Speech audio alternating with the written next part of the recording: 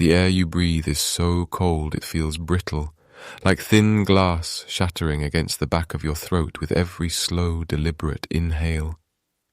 You feel the weight of your boots, thick layers of reindeer hide stitched with sinew, pressing into the permafrost. Beneath your feet, the earth is not quite soil and not quite ice, but something ancient and unyielding that has held the weight of giants for 10,000 years. You shift your stance, feeling the slow, dull ache in your lower back, a reminder of the miles you have walked and the heavy pack of dried meat and flint tools you carry across the tundra. The scent of wood smoke clings to your hair and the deep folds of your heavy wool cloak, a lingering memory of the small, flickering fire you left behind at the camp. It is a comforting smell, a sharp contrast to the vast, antiseptic scent of the snow and the metallic tang of the coming wind. You look out across the horizon, and for a moment the world seems to have no end. It is a landscape of whites, muted greys, and the pale, dusty gold of the mammoth steppe grasses that poke through the crust of the snow. The world is changing, though the change is so slow it is measured in the lifetimes of your grandmothers and their grandmothers before them. You can feel it in the way the summers linger just a few days longer than the stories say they used to. You can see it in the way the great ice sheets, those massive walls of blue-white glass that once reached toward the clouds, are weeping. They are receding, pulling back toward the north like a tide that has no intention of returning. As the ice melts, the oceans are rising, creeping up the low-lying valleys and turning familiar hunting grounds into salt marshes. You remember your elders speaking of a time when one could walk from the edge of the world all the way to the east without ever wetting a toe in the salt water. They call it the land bridge, a vast, grassy plain that once connected the continents. But now, as you stand on the high ridges, you see the grey fingers of the sea reaching further inland, turning the bridge into a series of islands, slowly drowning the path your ancestors followed. As you settle into a comfortable spot against a lichen-covered stone, letting the heavy furs settle around your shoulders, you might be finding your own rhythm for the night. It is a quiet time, a time to let the worries of the day drift away like the mist over the tundra. Here at the Slumber Archives, we gather every evening to explore these forgotten corners of our past, weaving history into the quiet moments before sleep. We share new narrations, just like this one, every single day, so if you find comfort in these journeys, you might consider subscribing so you can always find your way back to us. If this story is helping you find peace tonight, a gentle like helps others discover these quiet histories as well. But for now, there is no rush, and there are no demands on your time. Let us return to the cold, quiet beauty of the north. The silence of the tundra is not a true silence. It is a symphony of small sounds that you have learned to interpret with the instinct of a predator.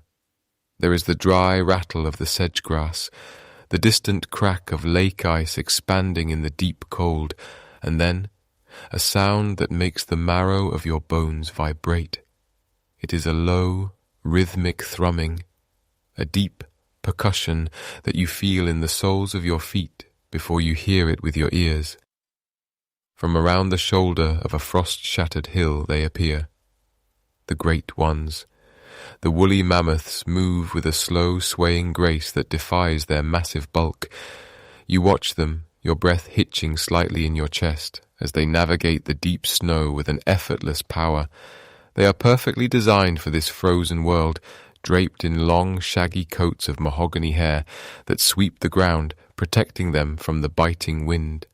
Beneath that outer layer lies a dense, woolly undercoat, a natural insulation so thick that the heat of their bodies never escapes to melt the snow that settles on their backs. You observe the lead matriarch as she pauses to scrape at the snow with her curved, ivory tusks. These are not just weapons, but tools used to clear away the white blanket to reach the nutrient-rich grasses hidden beneath. You notice the smallness of her ears and the short, furry tail. Evolutions meant to keep the warmth close to the core, preventing the frostbite that would claim a lesser creature. To most of the world, this place is a wasteland, a void of ice and suffering. But as you watch the herd move, their breath blooming in the air like small white clouds, you realize that for you and for them, this is a sanctuary. The receding ice has created a pocket of the old world here, a place where the mammoth steppe still flourishes, even as the rest of the planet grows warm and strange. The sun stays low on the horizon, a pale, heatless disk that casts long, violet shadows across the drifts. You adjust your cloak, pulling the fur collar tighter against your neck, feeling the softness of the pelt against your skin. There is a profound sense of isolation here, but it is not a lonely feeling. It is the feeling of being the last of something, a witness to a golden age that is slowly shimmering into memory. The Bering Land Bridge is disappearing beneath the waves, and soon the place you stand will be an island, cut off from the rest of the world by the rising tides of the Arctic Ocean. You feel the slow pulse of the planet in the ground beneath you, the steady heartbeat of the seasons. The great ones continue their trek, their massive footprints leaving deep wells in the snow that will freeze into blue ice by morning. You decide to follow them, not to hunt, but simply to be in their presence, to walk in the path they carve through the winter. Each step you take is deliberate, a conversation between your body and the ancient earth. The ache in your back eases as you find your stride, the rhythm of the walk lulling your mind into a state of quiet reflection. You are a part of this landscape, as much as the lichen, the wind, and the mammoths themselves. The twilight of the Ice Age is long and slow, a lingering sunset that allows you to savor the cold beauty of a world that is quietly, inevitably, slipping away into the mist of time. The ground beneath your boots feels solid, yet there is a subtle, haunting quality to the rock and the permafrost, a sense that the very foundation of your world has drifted away from the mainland. You pause to adjust the heavy, grease-darkened leather of your tunic, feeling the slight dampness of the sea air clinging to your skin. It is a different kind of air than what your ancestors breathed. It carries the sharp, salt-tangled scent of an ocean that is slowly claiming the horizon. For generations, the stories told around the low, flickering fires spoke of a time when the Great Plains stretched endlessly to the south, a carpet of golden grasses that met the sky without interruption. But as you look back toward the distant, hazy smudge of the Chukotka Peninsula, you realize that the land bridge is gone, swallowed by a rising tide that no hunter could outrun. You are standing on what was once merely the high spine of a mountain range, a rugged crown of peaks that watched over the Mammoth steppe. As the great ice sheets far to the south began to weep and dissolve, the meltwater poured into the basins, creeping up the valleys and turning the lowlands into shallow turquoise seas. You imagine the water rising inch by inch, year by year, until the familiar paths to the south were severed. What was once a peninsula became a peninsula of the sky, and then, finally, an island. Wrangel Island. It is a lifeboat of stone and soil, cast adrift in the Arctic wastes, and you are among the few who remain to walk its shores. The isolation is not a sudden cage, but a slow, quiet parting of ways, a long goodbye between the high country and the rest of the world. Your fingers trace the rough bark of a dwarf willow, no taller than your ankle, its tiny leaves shivering in the breeze. Here, the world feels preserved, held in a delicate stasis that the warming lands to the south have already lost. You notice how the fog rolls off the DeLong Strait, curling around the granite tors like the breath of a sleeping giant. This island possesses a strange and ancient magic, a microclimate born of its unique geography. Because it sits where the cold currents meet the lingering warmth of the soil, the harshness of the changing world is softened here. The Mammoth steppe, that vast ecosystem of herbs and flowering plants that once fed millions of giants, is dying out everywhere else, replaced by soggy moss and suffocating forests. But beneath your feet, the drainage of the mountain slopes keeps the ground dry enough for the old world to linger. You can see the patches of wild poppies and hardy grasses peeking through the thin snow, the same flora that sustained the great herds for 100,000 years. It is as if time has pooled in these valleys, slowing down, refusing to move forward at the same frantic pace as the rest of the planet. You feel a deep, quiet gratitude for this sanctuary. The weight of your spear, tipped with a flake of translucent flint, feels lighter when you realize that the world hasn't entirely vanished. It has simply shrunk. You are walking through a living museum, a fragment of the Pleistocene that refused to sink beneath the waves. As you crest a gentle rise, the sight you were expecting finally greets you, and it never fails to steal the breath from your lungs. Below, in a wide basin sheltered from the harshest north winds, a small group of mammoths is grazing. They are a part of the original population that was caught here when the land bridge vanished, a few hundred souls trapped on this new landmass. You watch them with a mixture of reverence and a strange, lingering sadness. They are smaller than the giants of the old stories, their tusks perhaps a bit more curved, their stature adjusted to the limited bounty of an island home. Yet they are unmistakable. The thick, shaggy coats of reddish-brown hair ripple as they move, swaying like the grass itself. You find a flat stone chilled by the morning frost and sit heavily, drawing your fur wrap tighter around your shoulders. The sound of their movement reaches you, a low rhythmic crunching of frozen vegetation and the occasional deep resonant rumble of a mother communicating with her calf. It is a sound that connects you to the deep past, a vibration that seems to hum in your very bones. These animals did not choose to be here. They were simply following the rhythms of the seasons, migrating to the high summer pastures just as the sea rose up behind them to bar the way back. They are the inheritors of the island, the unintended kings of a shrinking realm. The transformation of this place from a mountain range to an island changed everything for them and for you. The space is finite now. You know every stream, every rocky outcrop, and every hidden valley where the snow melts first. The mammoths know it too.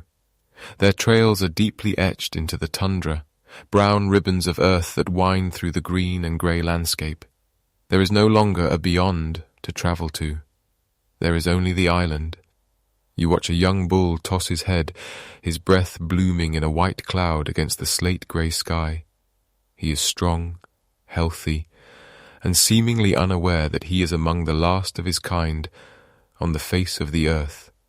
To him, this is the entire world. As the wind picks up, carrying the scent of snow and ancient dust, you reflect on the strange luck of this geography. If the mountains had been lower, the sea would have claimed them. If the soil had been wetter, the grasses would have turned to peat and the mammoths would have starved. But here, in this remote corner of the Arctic, the elements align to create a pocket of the past.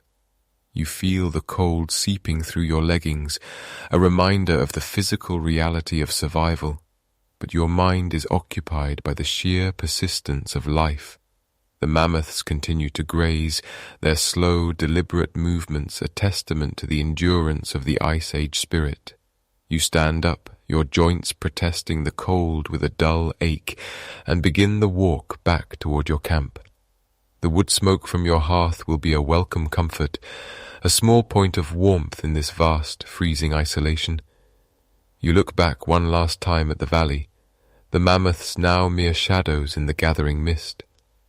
The island feels smaller in the twilight, a tiny speck of life surrounded by an indifferent ocean. And yet, as you walk, you feel a sense of belonging that transcends the boundaries of the land.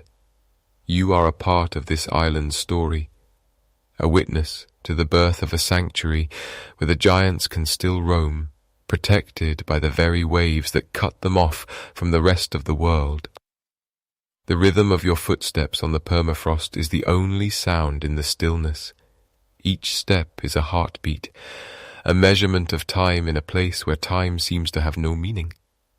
The birth of Wrangel Island was a cataclysm of water and ice, a slow-motion disaster that reshaped the map of the North. But for you, and for the shaggy beasts in the valley, it was simply the beginning of a long, quiet vigil. You pull your cloak tighter, the smell of wood smoke growing stronger, and step into the shadows of the hills, leaving the mammoths to their timeless grazing under the watchful eyes of the mountains.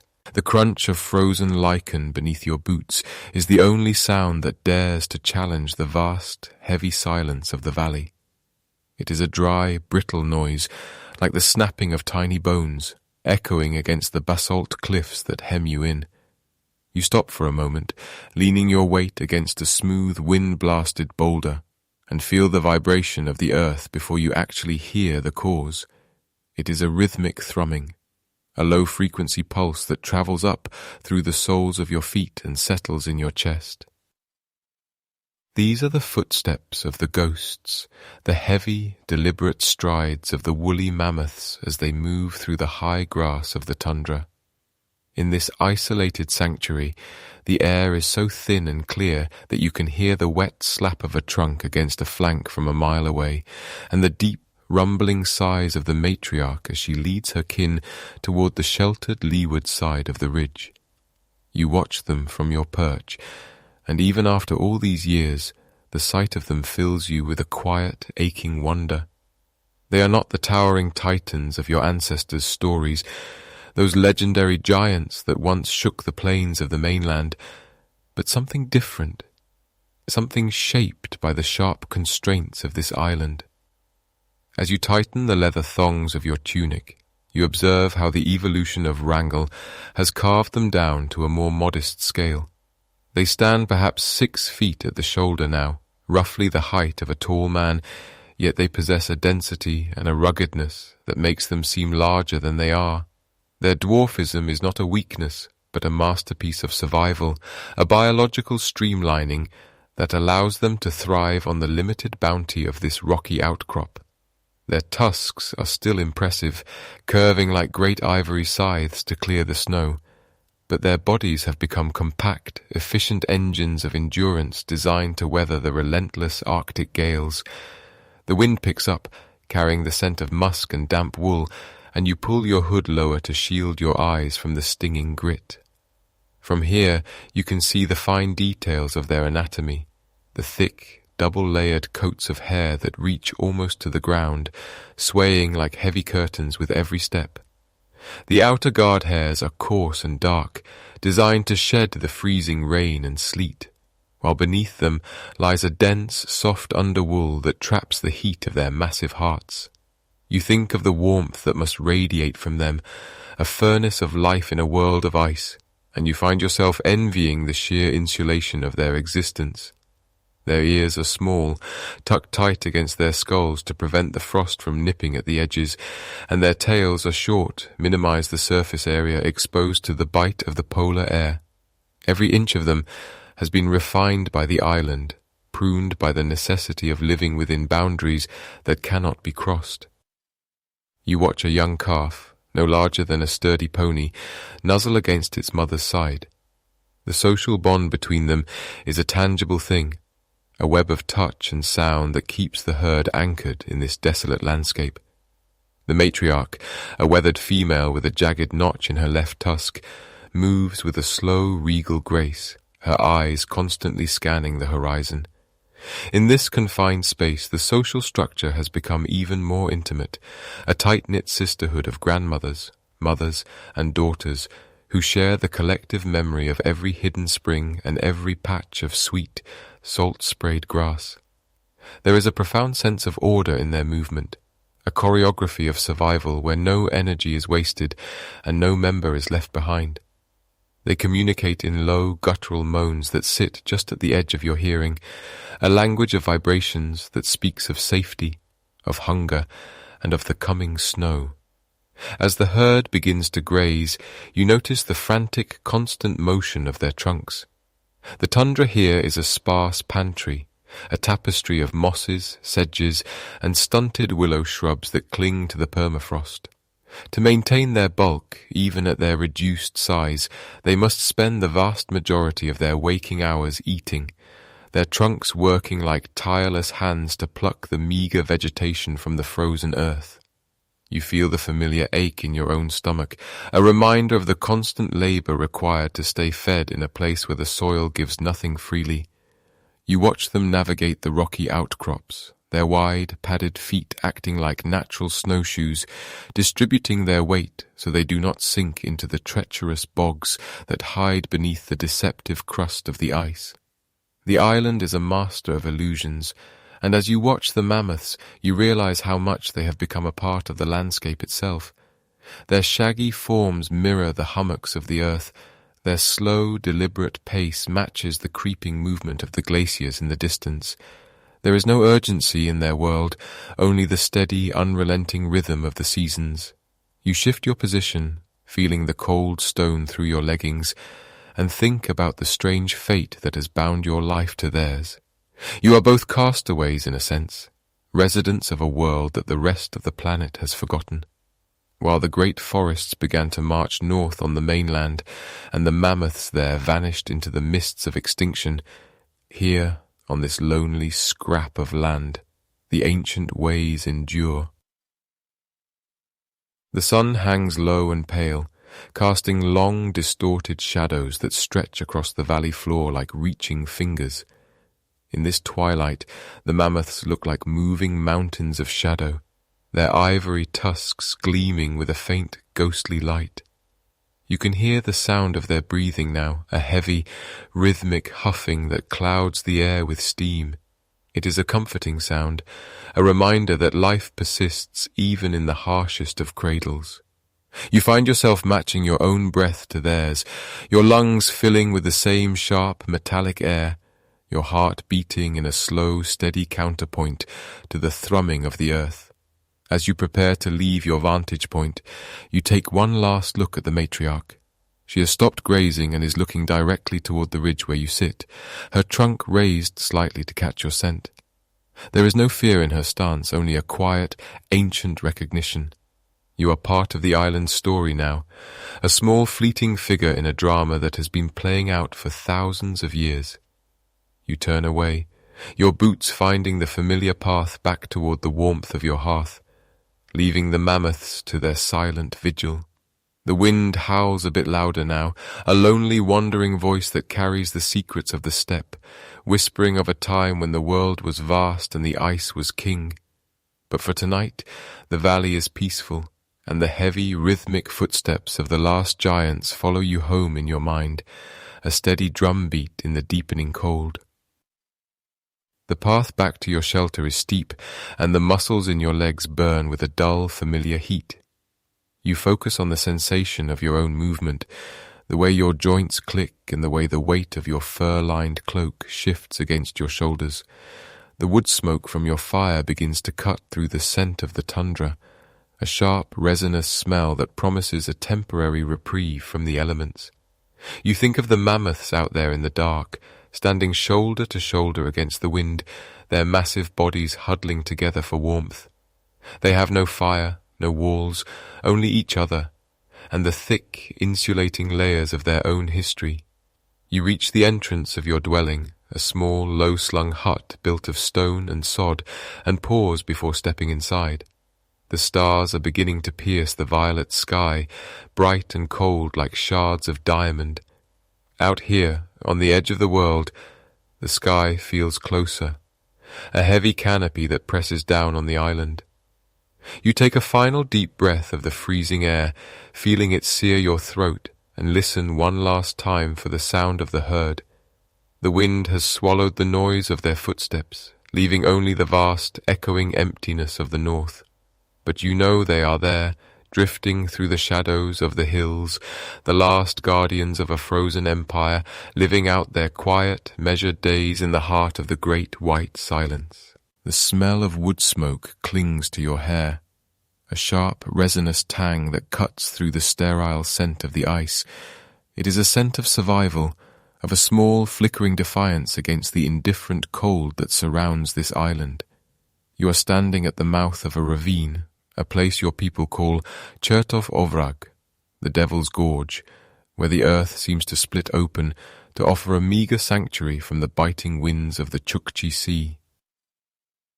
Around 4,000 years ago, your ancestors first set foot on this rugged shore, crossing a bridge of ice or navigating the treacherous grey waters in skin-covered boats, and now you are the latest link in that fragile chain of human presence.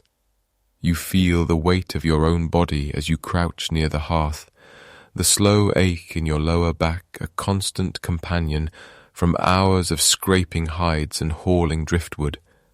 The ground beneath you is not merely soil, it is permafrost, a hard, unyielding floor that keeps the secrets of the past locked in a frozen grip. As you reach out to adjust a piece of driftwood in the fire, your fingers brush against the tools laid out on a scrap of leather by your feet. They are beautiful in their utility, crafted with a patience that the modern world has long since forgotten. You pick up a small scraper, its edge worked from translucent chert until it is as sharp as a winter frost. The stone is cold against your palm, but it warms quickly as you hold it, becoming an extension of your own hand. Beside it lies a harpoon head, carved from the dense, creamy ivory of a walrus, its surface polished smooth by hours of meticulous grinding against sand and water. There is a profound sense of continuity in these objects, a knowledge that the bone in your hand was once the life force of a creature that swam in these very waters, and now it serves to sustain your own life.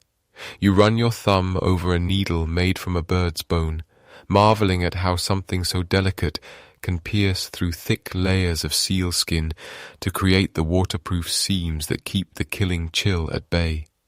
The air in the gorge is stiller than on the open tundra, but even here the silence is never absolute. It is a layered thing, composed of the soft hiss of the fire, the distant grinding of pack ice against the shore, and the occasional sharp crack of a stone splitting in the frost. You lean back against the rock wall, feeling the rough texture of the stone through your heavy parka. This place, Chertov Ovrag, has become a repository of your existence. In the layers of earth beneath your feet, discarded charcoal, broken tools, and the bones of long-forgotten meals are being slowly swallowed by the ice, preserved as if time itself has been suspended. You wonder, briefly, if someone thousands of years from now will find the needle you just laid down, and if they will feel the ghost of your touch on its surface.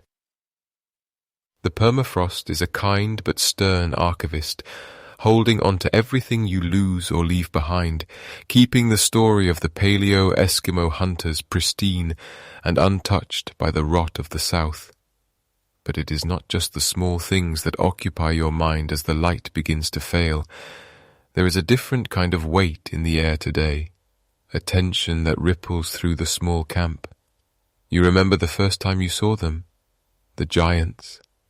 You had been told stories by the elders, tales of the great ones who walked with the stride of mountains, but seeing them with your own eyes was a moment that shifted the world on its axis. To encounter a mammoth in these final centuries of their existence is to step into a living myth.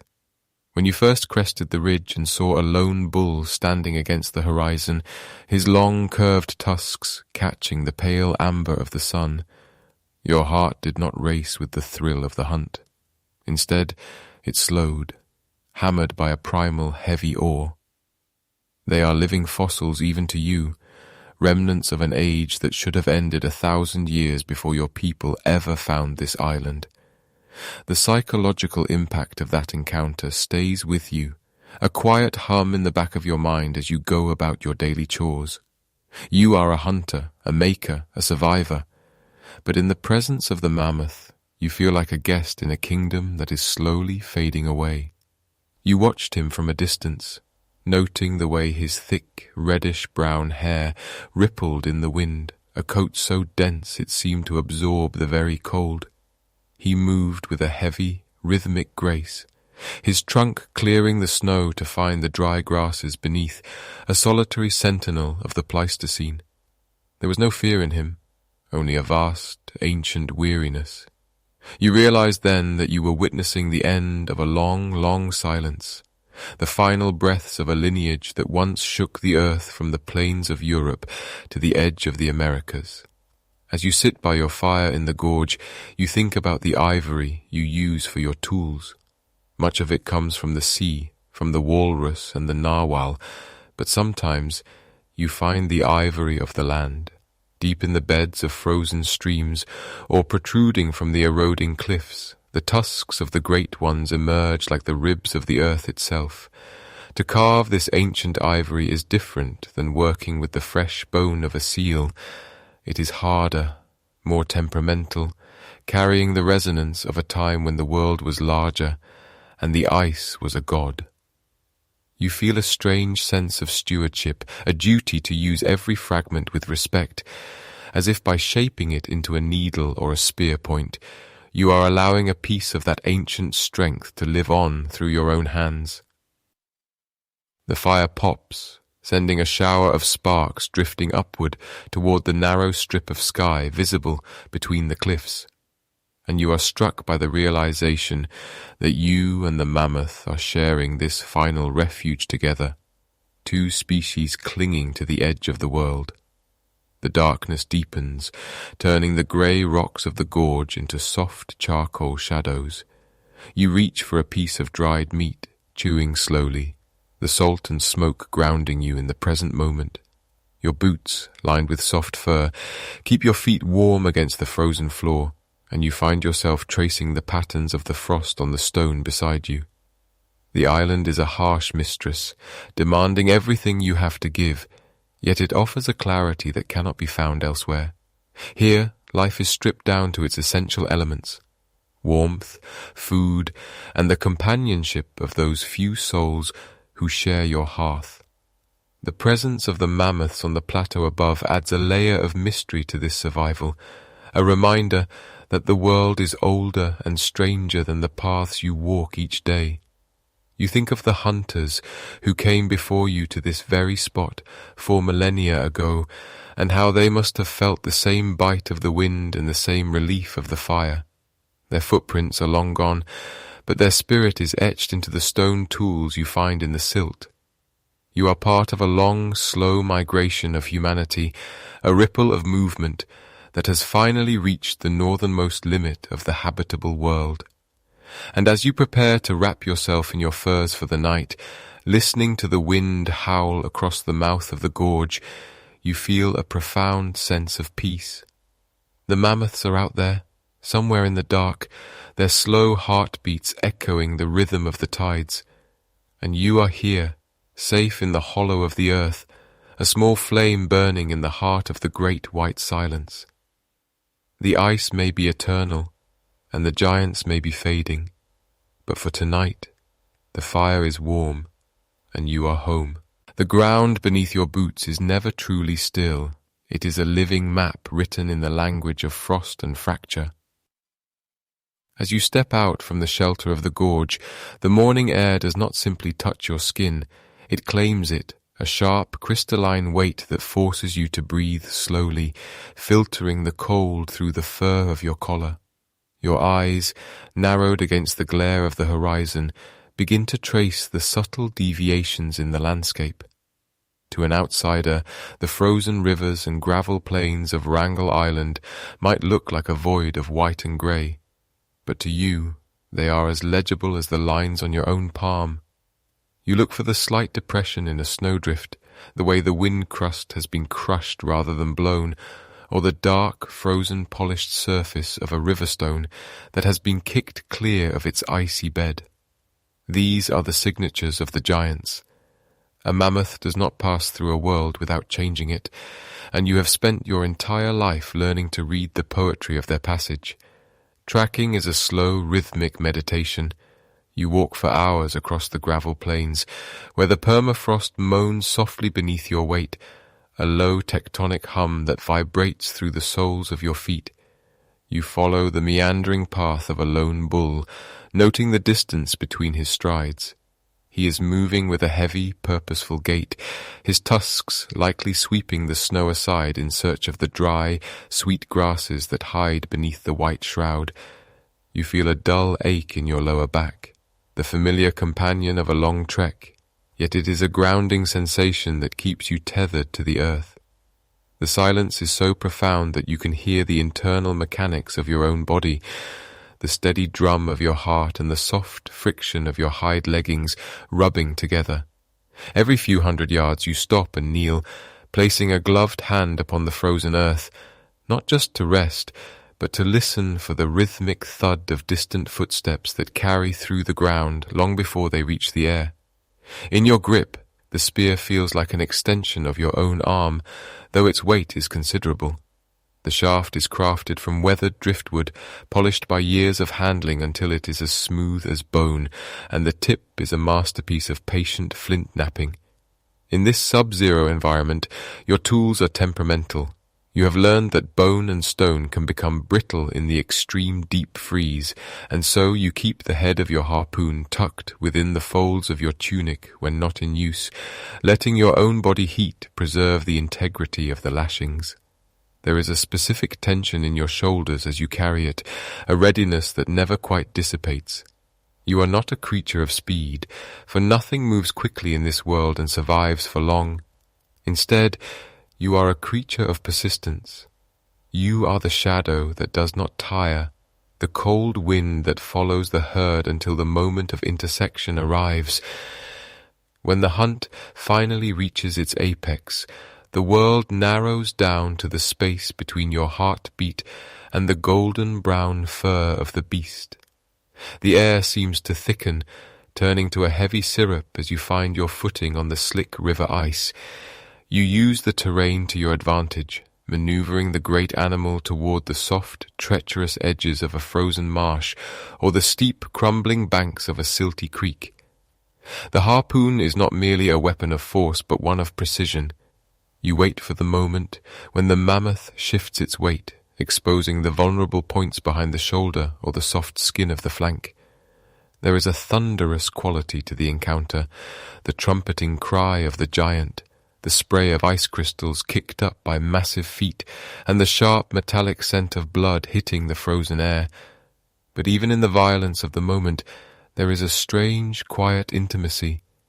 You are looking into an eye the size of a river stone, an eye that has seen 1,000 blizzards, and in that gaze there is a recognition of the shared struggle for breath in a land that wants to freeze it.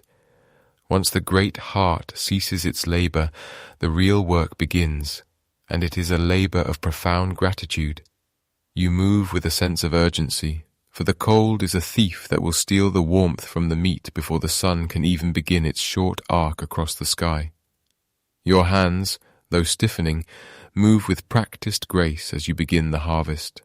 Nothing is permitted to return to the wind.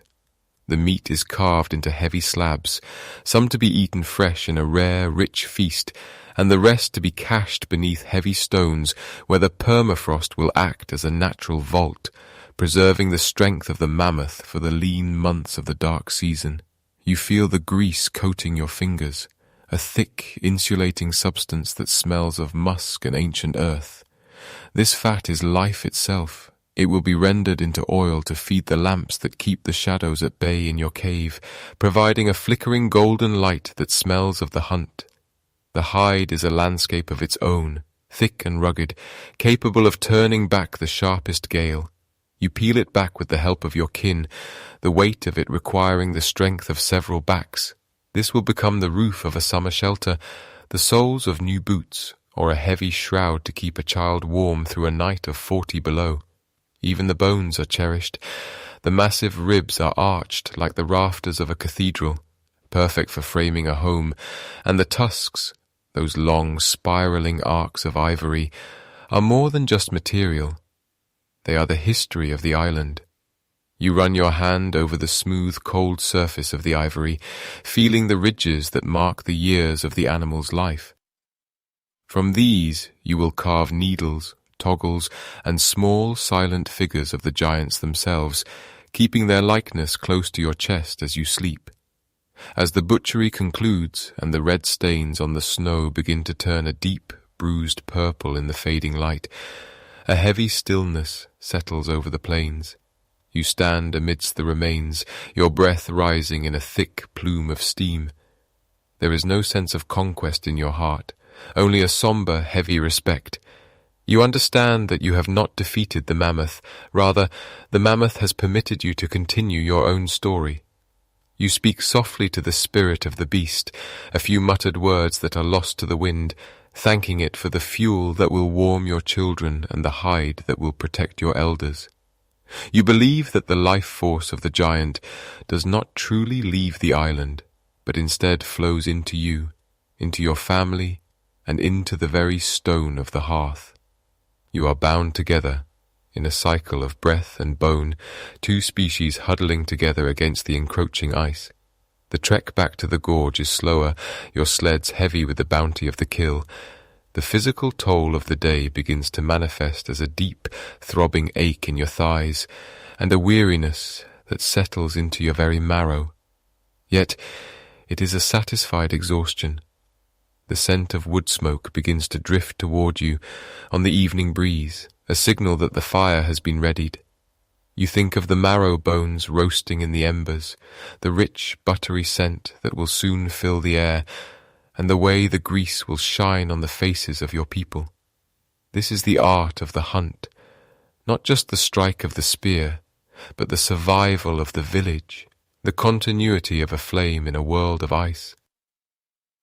As you finally reach the mouth of your cave, the stars are beginning to pierce the velvet canopy of the sky, cold and distant. You look back one last time toward the gravel plains, where the silhouette of the island fades into the indigo of the night. Out there, the rest of the herd moves on, their shadowy forms blending into the ridges and snowdrifts. You feel a strange, haunting connection to them, a knowledge that as long as they walk the tundra, you will walk it too. You step over the threshold, leaving the biting wind behind, and move toward the orange glow of the interior. The transition from the vast, frozen exterior to the cramped, warm intimacy of the cave is a physical relief that makes your head swim with drowsiness. You are a hunter, a provider, a keeper of the spark, and for another day, the balance has been held. The giants have given, and you have received, and in the quiet of the Arctic night, that is enough to sustain a soul. The scent of rendered fat and damp earth clings to your skin like a second garment, a heavy, comforting musk that tells you that you are home. You feel the weight of your own body as you settle into the soft, matted furs, the slow ache in your lower back beginning to dissolve as the warmth of the hearth reaches your frozen limbs. Outside, the wind continues its tireless patrol across the tundra. But here, within the thick walls of the seasonal camp, the world has shrunk to the size of a few shared breaths and the steady, rhythmic crackle of the flames. This camp, perched on the ragged edge of Wrangel Island, is not merely a place of survival. It is a masterpiece of necessity, a testament to the fact that you have learned to build a life where nature provides almost nothing but the bones of the earth itself. As you lean back, your hand brushes against the wall of the dwelling, and you feel the smooth, cool curve of a mammoth tusk. It is massive, spiraling upward to form the primary rib of your roof, a pale ivory beam that has been anchored deep into the permafrost. In a land without trees, where the only wood is the occasional silvered drift log tossed up by a freezing sea, you have turned to the giants for architecture. You look up and see the interlocking structure of whale ribs and mammoth ivory, lashed together with braided sinew that has tightened as it dried, creating a frame as strong as any timber. Over this skeleton, you and your kin have draped thick layers of sod and heavy hides, creating a mound that looks like a natural hillock from the outside, but inside holds the heat with a stubborn, life-saving tenacity. You can feel the stillness of the air in here, a stark contrast to the chaotic vibration of the gale just inches away on the other side of the skin flap. The floor beneath you is a mosaic of flat stones and packed clay, and in the center sits the small, precious fire. You watch the flames dance, reflecting on how much of your day is governed by the maintenance of this single flickering point of light. Because wood is so scarce, a luxury reserved for the most bitter nights, you have learned the art of the bone fire. You feed the hearth with the oily, porous scraps of animal remains and the thick cakes of peat you spent the brief, mosquito-heavy summer harvesting from the marshes. The smoke is thick and pungent, stinging your eyes just enough to make them water, but it carries a heat that penetrates deep into your marrow. You reach out a hand, feeling the dry air prickle your palms, and for a moment, the struggle of the hunt feels a lifetime away. Everything in your daily life is a slow, deliberate process of transformation. You look at the scraper resting near your feet, its stone edge dulled by hours of labor, and you think of the hides that must be softened, the needles carved from bird bones, and the endless stitching required to keep the cold at bay. Your fingers are calloused and stained with the oils of the hunt, yet they move with a surprising delicacy as you check the tension of a drying thong. There is a profound rhythm to these tasks, a quiet meditation that occupies the hands while the mind wanders through the long polar night. You are never truly idle. Even in rest, you are preparing for the next season, the next migration, the next moment when the island demands your absolute strength. As the evening deepens, the silence of the camp is filled by the low, melodic hum of a voice nearby. It is an old voice, weathered like the driftwood on the shore, beginning the first threads of a story that you have heard 100 times before, yet listened to as if it were brand new. This is the true heart of your culture, the oral map of your existence. Through these stories, the long-dead ancestors walk again, teaching you how the first hunters followed the great tusker across the land bridge before the waters rose to swallow the path behind them. You listen to the descriptions of the world beyond the sea, a place of endless forests and heat that your mind can barely conceive, and you realize that these tales are the only thread connecting you to a past that is rapidly fading into myth. The narration of the elder is slow, punctuated by long pauses where the only sound is the whistling wind and the occasional pop of the fire. You find yourself drifting, the words painting images in the dim light of the hut. You see the great woolly mammoths not just as prey, but as the silent guardians of the island, their presence a constant shadow over your life. The stories tell of their wisdom, their memory, and the respect that must be paid to their spirits before the spear is cast. In the flickering shadows on the ivory walls, you can almost see the ghosts of the herds moving through the snow, their long hair swaying like the grass of the tundra. You understand, in a way that goes beyond words, that your life is inextricably bound to theirs. When the last of the giants finally vanishes, the world you know will change forever. You adjust your position on the furs, feeling the soft pile of a reindeer skin against your cheek. The warmth of the fire is making your eyelids heavy, and the rhythmic cadence of the storytelling acts as a lullaby for a weary hunter.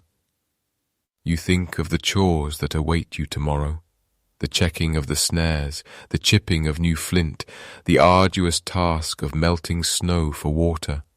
But those concerns feel distant now, muffled by the cozy intimacy of the darkened shelter. The camp is a small island of humanity in a vast sea of ice, a place where the firelight keeps the darkness at bay, and the shared breath of your family creates a sanctuary of warmth. The long nights of the high Arctic are not a void, you realize, but a space for the soul to expand. Without the distraction of the sun, you turn inward, finding a strange peace in the repetitive nature of your survival. You notice the small things, the way the frost patterns form on the entrance flap, the specific whistle the wind makes when it catches the corner of a whalebone rib, the comforting weight of the fur blankets as they settle over your chest. These are the textures of your reality, the physical anchors that keep you grounded when the world outside becomes a white, featureless expanse. As the elder's voice drops to a whisper, concluding the tale of the great frost spirit, a profound stillness settles over the hut. You can hear the steady breathing of the children, tucked into the deeper shadows, their dreams likely filled with the same giants that haunt your own thoughts. You reach out and bank the fire, pushing the glowing embers together so they will hold their heat until the morning. The light dims, casting the room into a soft amber gloom where the curves of the mammoth tusks seem to glow with a light of their own. You are a keeper of the spark, a small flame in the vastness of the frozen north. As you finally close your eyes, the ache in your muscles feels like a badge of honor, a sign that you have once again earned your place in this harsh, beautiful landscape. The transition from the waking world to sleep is seamless, a slow sinking into the dark, quiet earth of the island. You are safe, you are warm, and for now the giants are peaceful, roaming the snowy plains of your mind as you drift into a dreamless, restorative rest. The island holds you in its cold embrace, but inside the circle of bone and fire, you are cherished, sustained by the stories of the past and the simple, enduring warmth of the present moment. The smell of the herd has changed, though you cannot quite name the difference at first. It is a subtle shift, a loss of that sharp, musky tang that once signaled the presence of the great bulls from miles away. As you lean your head against the coarse, matted flank of a resting female, you notice the texture of her coat feels different beneath your palms. It is no longer the resilient, oily guard hair of the legends told by your grandfathers, but something thinner, more brittle, like dry grass that has stayed too long under the frost. You run your fingers through the tangled fibers, feeling the way they snap and fray, a quiet sign of a deeper fading. The island, for all its protection, has become a gilded cage, and the very walls that kept the hunters at bay have begun to press inward upon the blood of the giants. You watch a young calf stumble in the slush, its movements lacking the fluid grace of its ancestors. It is as if the blueprints of life itself are being smudged by the constant repetition of the same small pool of ancestors. In the quiet of the afternoon, as the wind whistles through the gaps in the limestone cliffs, you realize that the isolation which saved them is now the very thing undoing them from within. You spend hours observing them, your back resting against a lichen-covered stone, noting how they no longer seem to react to the scent of the shifting winds. There was a time, perhaps 1,000 years ago, when a mammoth could smell a predator or a distant water source from across the tundra, their trunks weaving through the air like serpents seeking the truth. Now, they seem duller, less aware of the invisible world of aromas. You hold a crushed handful of wild sage beneath a young bull's questing trunk, but he does not flare his nostrils or trumpet in recognition. He simply blinks, his amber eyes clouded with a strange, weary indifference. This loss of smell is a quiet tragedy, a sensory blackout that leaves them tethered only to what they can see and touch, stripping away a layer of their ancient wisdom.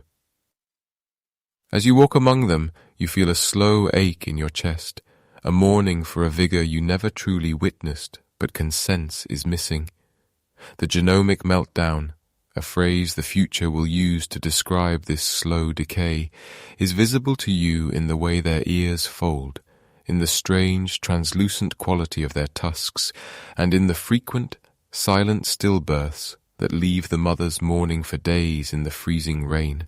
The genetic library of the herd is shrinking, the pages being torn out one by one, until only a few repetitive sentences remain. You see it in the way the calves are born smaller each year, their bones seemingly more fragile, their spirits less fiery than the stories of the mainland giants suggested. The air is heavy with the scent of wood smoke from your own small fire, but the mammoths don't seem to mind it. They have lost the instinct to fear the smell of burning, just as they have lost the ability to recognize the subtle pheromones of their own kin. This inbreeding, this forced intimacy of a small island population has created a strange, quiet fragility. You touch the skin of a yearling and find it sensitive, prone to sores that do not heal in the biting cold. The protective oils that once shielded them from the damp are failing, leaving them vulnerable to the very elements they were born to master. You realize as you watch the sun hang low and pale on the horizon that survival is a double-edged sword. To be safe is to be stagnant. By escaping the spears of the hunters and the hunger of the lions on the mainland, these creatures have traded their strength for time. They have lived on while their brothers across the sea vanished into the earth, but the price of that extra millennium is a slow, genetic exhaustion. Each generation is a slightly fainter echo of the one before, a copy of a copy, losing the sharp edges of their identity in the soft, repetitive rhythm of island life. Your own breathing slows to match the heavy, rhythmic thrum of the herd. You feel the weight of your wool cloak, heavy with the moisture of the mist, and you think of how your own life is mirrored in theirs. You too are isolated, your world bounded by the cold waves and the white peaks.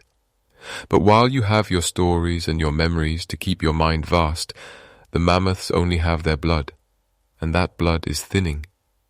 The health of the herd is a flickering candle. It provides light, but it is dwindling, consumed by the very flame that keeps it alive. The silence of the tundra is profound, broken only by the occasional crack of a tusk against stone or the low, vibrating rumble of a mother calling to her young. You notice that even these calls sound different, less resonant perhaps, or simply tired. There is a sense of a great machine winding down, the gears worn smooth by too much friction and not enough oil. You reach out and touch the scarred trunk of an old matriarch, feeling the heat of her life through the thinning hair. She is a monument to endurance, yet she carries the burden of 1,000 years of narrowing horizons. As the dusk deepens into a bruised purple, you gather more brush for your fire. The physical labor, a welcome distraction from the weight of these thoughts. The wood is brittle, snapping easily in your hands, much like the spirits of the giants around you.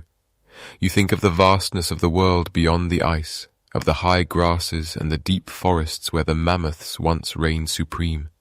Here, on Wrangel Island, they are the kings of a shrinking kingdom, their majesty undermined by the invisible errors creeping into their very marrow. You sit by your fire, the warmth creeping into your chilled bones, and watch the mammoths huddle together for warmth. In the darkness, they look like great, shadowed mounds of earth, indistinguishable from the hills themselves. You realize that their struggle is no longer against the wolf or the spear, but against the silent, microscopic ticking of their own biology. The island has been a sanctuary, yes, but it has also been a laboratory of loss. Every year that passes, every winter survived, is a victory, but it is a victory that comes with a hidden cost, a debt that the future will eventually call due. The slow ache in your back reminds you of the long day spent trailing the herd, observing the subtle signs of their decline. You are a witness to the twilight of a species, a lone observer of a slow-motion collapse that is as beautiful as it is heartbreaking. You see the resilience in their eyes, the stubborn will to continue despite the flaws in their design, and you find a strange comfort in it. Life, even when it is fading, even when it is broken, persists with a quiet, fierce intensity. As you prepare to sleep, the ground beneath you vibrating slightly with the movement of a nearby bull, you feel a deep connection to these failing giants.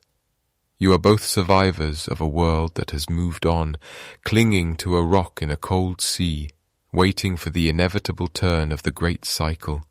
The genetic toll is heavy, but for tonight, the heart still beats, the lungs still draw in the frigid air, and the giants still roam the frozen tundra, ghosts of a grander age, refusing to vanish until the very last thread of their story is unraveled. The air you breathe carries a different scent now than it did in the stories of your grandfathers. It is no longer the sharp, sweet perfume of the dry grasslands, but a heavy, damp musk of wet earth and decaying moss.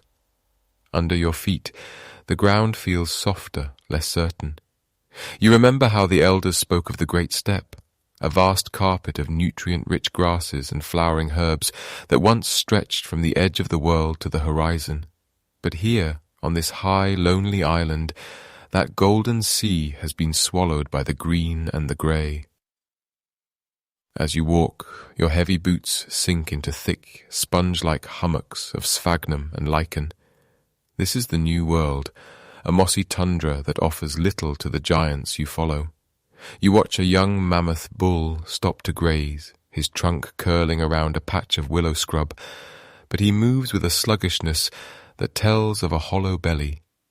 The grass he needs, the high-protein stalks that once built the massive bones of his ancestors, is becoming a rarity, replaced by acidic mosses that provide bulk but no strength. You feel the same seasonal fatigue in your own limbs, a slow ache in your lower back from the constant damp, and you realize that the very chemistry of the island is turning against those who call it home.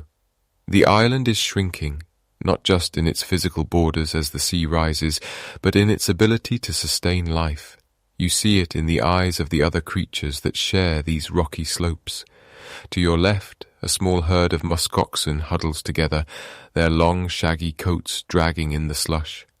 They are stubborn, ancient things, and they compete for the same meagre patches of vegetation.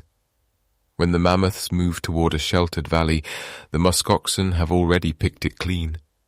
Even the reindeer, nimble and quick, seem to be everywhere at once, their hooves clicking like dry sticks against the stones as they scavenge for the best lichens before the heavy giants can arrive. You find yourself pausing to adjust the weight of your wool cloak, pulling the furs tighter against a wind that feels unnaturally warm for this time of year. The weather has become erratic, a fickle spirit that no longer follows the old rules. In the winters of your youth, the cold was a clean, dry thing. A deep freeze that kept the snow light and powdery, easily swept aside by a mammoth's tusks to reach the dormant grass beneath. But now the sky often weeps when it should be frozen. You have felt the dread of a rain-on-snow event, where a sudden, misting warmth turns the world to slush, only for the temperature to plummet hours later. When this happens, the island is encased in a tomb of ice. You have seen the mammoths standing helpless, their trunks sliding uselessly over a crystalline crust they cannot break.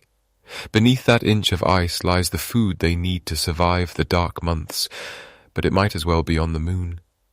You feel a pang of sympathy as you watch a mother mammoth try to chip through the glaze with her foot, the sound of her heavy thudding echoing through the silent valley. The energy she spends trying to reach the grass is more than the grass itself will provide. It is a slow, cruel mathematics of decline, a narrowing of the path that leads to spring. As the years pass, you notice the mammoths themselves are changing, becoming smaller, their tusks less grand, as if the island is sculpting them to fit its diminishing proportions. The carrying capacity of the land, the invisible limit of how many mouths can be fed, is dropping like the tide. You sit by your small fire at night, the wood smoke clinging to your hair and skin, and you listen to the distant, lonely trumpeting of a bull who has found his territory encroached upon by another. There is no longer enough room for everyone to be a king. The valleys are crowded, the high plateaus are barren, and the competition for a single patch of meadow can last for days of posturing and weary struggle. You lean back against a cold stone, feeling the vibration of the earth as a small group of females passes nearby. They move with a deliberate, energy-saving grace, their every step a calculation of survival. You realize that you are witnessing a quiet, slow-motion transformation. The vibrant, bustling ecosystem of the mammoth steppe is being replaced by a quiet, soggy kingdom of peat and fog. The giants are not being hunted to the edge by spears alone, but by the very ground they walk upon, which has forgotten how to grow the food of legends. The dampness of the moss seeps through your leggings as you kneel to inspect a track, and you think of how the world once was, a place of endless dust and sun, where the mammoths were the masters of the wind. Now they are prisoners of the rain. You watch the mist roll in from the Arctic Sea, swallowing the shapes of the herd until they are nothing but grey shadows in a grey world. The island is a lifeboat that is slowly leaking, not from a hole in the hull, but from a thinning of the air and a souring of the soil. You stay quiet, a witness to the slow fading of the light, feeling the weight of the wool and the cold of the stone, knowing that every mouthful of moss is a testament to a stubborn, beautiful refusal to disappear. The smell of wood smoke has become a permanent part of your skin, a faint acrid perfume that clings to the coarse fibers of your wool cloak and the braided strands of your hair. You sit on a low stool carved from a weathered piece of driftwood, your hands busy with the rhythmic scraping of a flint blade against a thick hide. The sound is steady, a dry rasp that fills the small circular space of your shelter. Outside, the wind is a low hum, a constant companion that never truly falls silent. But here, by the small fire, the world feels contained and manageable. You feel the slow ache in your lower back, the familiar protest of a body that has spent its years bending toward the earth, gathering fuel, tracking movement, and surviving the unrelenting dampness of the tundra. Your eyes drift toward the opening of the hut, where the light of the interior valleys is soft and diffused. In these hidden folds of the island, protected from the harshest of the coastal gales, the last few hundred mammoths still roam. They move with a heavy, deliberate grace, their massive feet treading softly on the sponge-like moss. You have watched them for decades, and you have noticed how the herds have changed. They are smaller now, more scattered, and the great gatherings of your grandfather's stories seem like myths from another world. The valley feels larger because there are fewer giants to fill it.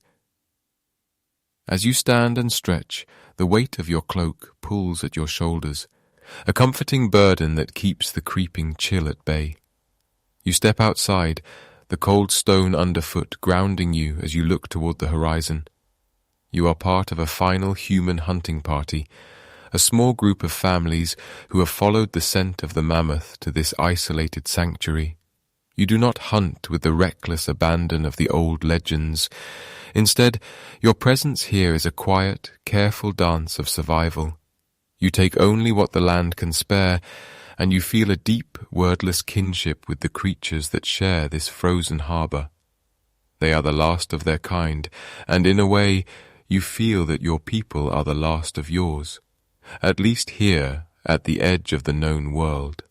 You begin to walk toward the higher ground, your boots sinking slightly into the permafrost. The silence of the valleys is profound, a thick, velvet quiet that seems to absorb the sound of your footsteps. In the distance, you see a small group of 3 mammoths, a matriarch and 2 younger bulls, grazing on a patch of sun-bleached grass. They do not run from you. They simply watch with ancient amber eyes, their trunks curling to test the air. You stop and remain still, a solitary figure in a landscape of grey and gold. You realize that while you are here, struggling to keep your fire lit and your belly full, far to the south, in lands you will never see, other men are stacking immense blocks of limestone under a desert sun. It is a strange, quiet irony that as the great pyramids of Giza rise toward the heavens, the last mammoths are still breathing the cold air of Wrangel Island. While pharaohs are being entombed in gold, you are sharpening a stone spearhead by the light of a whale oil lamp. The 2 worlds are separated by thousands of miles and a gulf of climate, yet you occupy the same moment in time. The pyramids are built to defy time, to last forever, while the mammoths are slipping through the fingers of history like sand. You do not know of the stone monuments or the shifting sands. You only know the curve of the tusk and the way the mist clings to the valley floor. The sun hangs low, a pale coin that provides light but no warmth. You find a flat rock and sit, pulling your knees to your chest to conserve heat. From this vantage point, you can see the tracks left by the herd, deep circular depressions in the mud that will soon freeze into permanent scars. These tracks are the calligraphy of the tundra, telling stories of where the water is sweet and where the winter winds bite the hardest. But the lines of this story are growing thinner. Each season, there are fewer calves. Each winter, the old ones fall and do not get back up, their bones becoming white landmarks for the foxes and the ravens. You feel the texture of the stone beneath your palms, cold and unyielding. It has outlasted the mammoths, and it will outlast you. There is a peace in this realization, a softening of the fear that often comes with the coming of the snow. You are a witness to the end of an era, a quiet observer of a magnificent fading. The valleys that once shook with the thunder of thousands now only echo with the occasional low rumble of a lone bull calling out into the fog. The silence is not empty. It is heavy with the weight of everything that has come before. As the shadows lengthen, you begin your descent back toward the camp. Your breath blooms in front of you in small white clouds, dissipating almost instantly. You think of the fire waiting for you, the small orange heart of your world. You think of the others, the hunters, who are returning with empty hands but steady spirits. You have learned to live with the scarcity, to find beauty in the spareness of the island. The mammoths have taught you this. They endure on little, moving through the world with a dignity that requires no audience. The overlap of your life with the giants is a gift you carry in your bones. You know their smells, the musk of their fur, the earthy scent of their dung, the sweet aroma of the herbs they crush beneath their feet. You know the sound of their grinding teeth, a rhythmic noise that sounds like the earth itself is chewing. These sensations are your map and your compass. As long as the mammoths remain, the island feels alive, a vibrant, breathing thing. But you can feel the change in the air, a subtle shift that suggests the lifeboat is finally reaching the far shore. The interior valleys, once the bustling heart of the island's ecosystem, are becoming galleries of ghosts.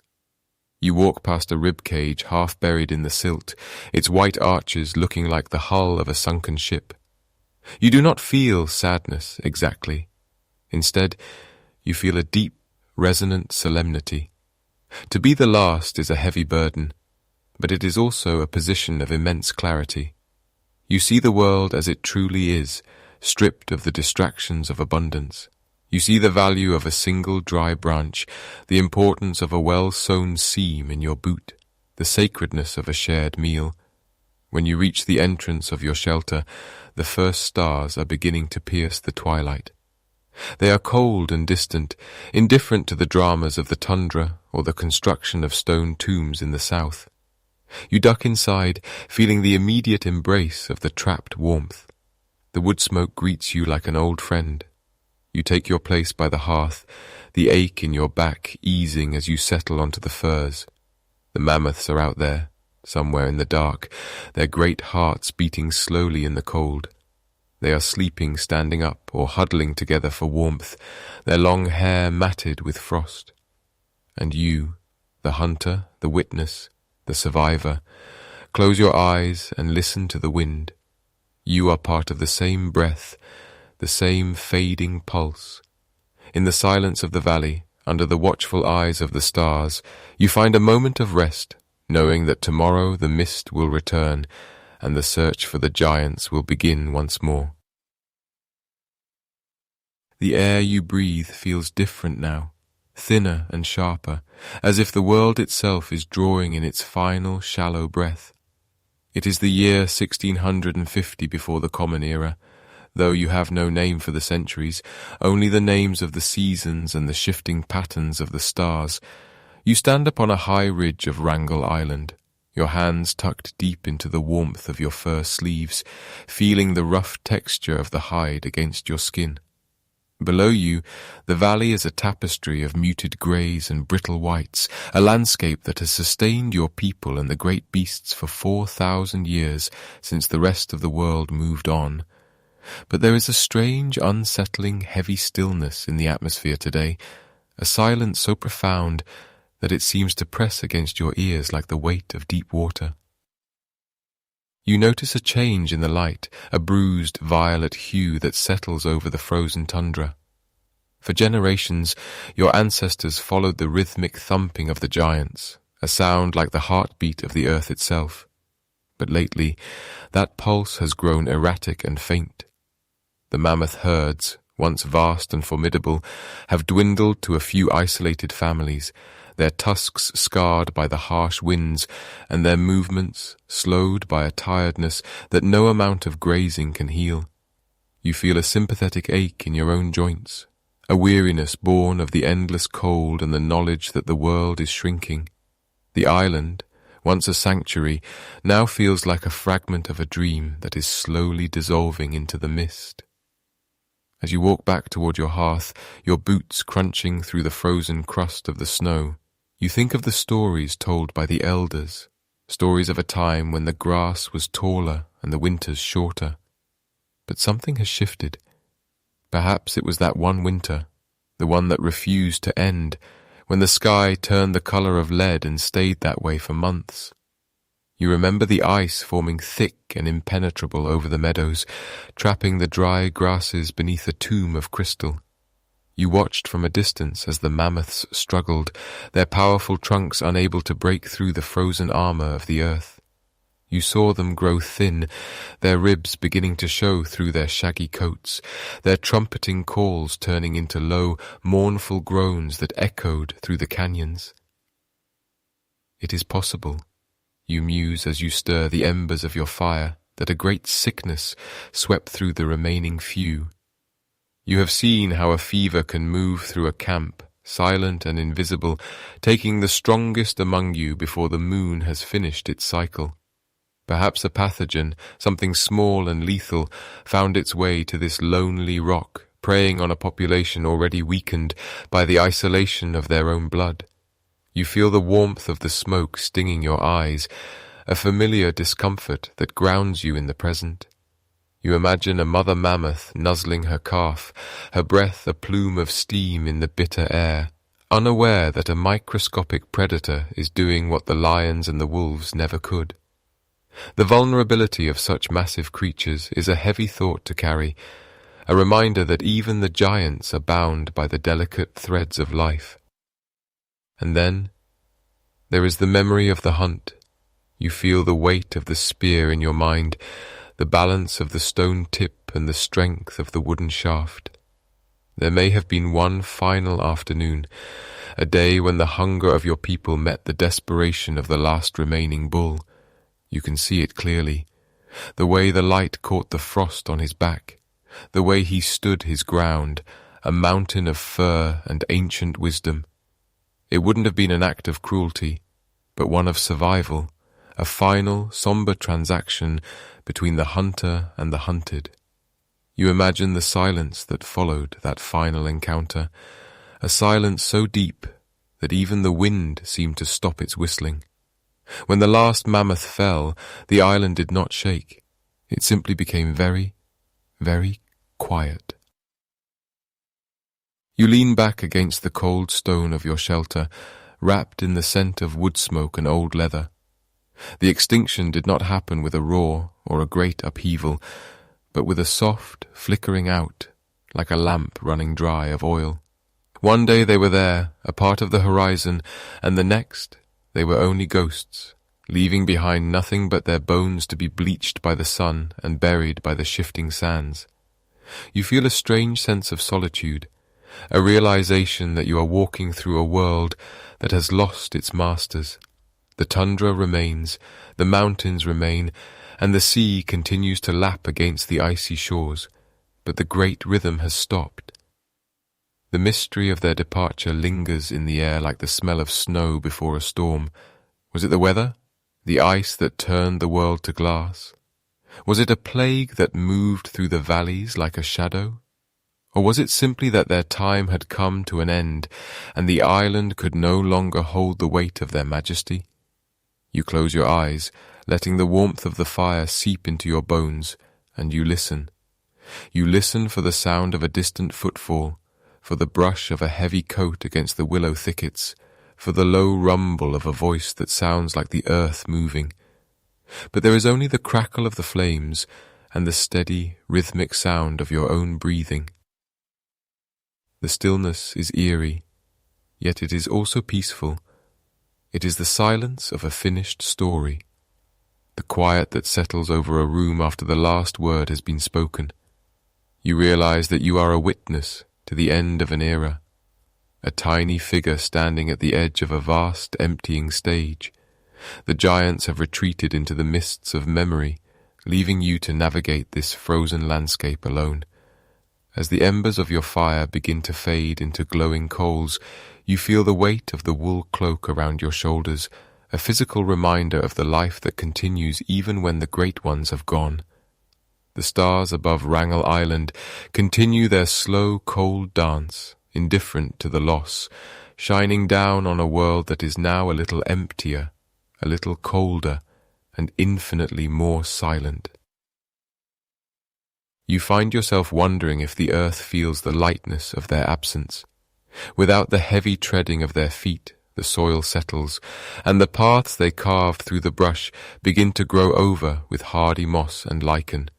The landscape is reclaiming itself, erasing the footprints of the Titans as if they were never there. You reach out and touch the ground beside you, feeling the grit and the frozen earth, and you marvel at how quickly the world can move on. The disappearance was sudden, a sharp break in the long line of history, leaving behind a void that the wind tries to fill with its howling. Meanwhile, the seasons continue their indifferent cycle, bringing the biting frost and the brief, bright summer, regardless of who is left to see them. As you drift towards sleep, the boundaries between your own life and the history of the island begin to blur.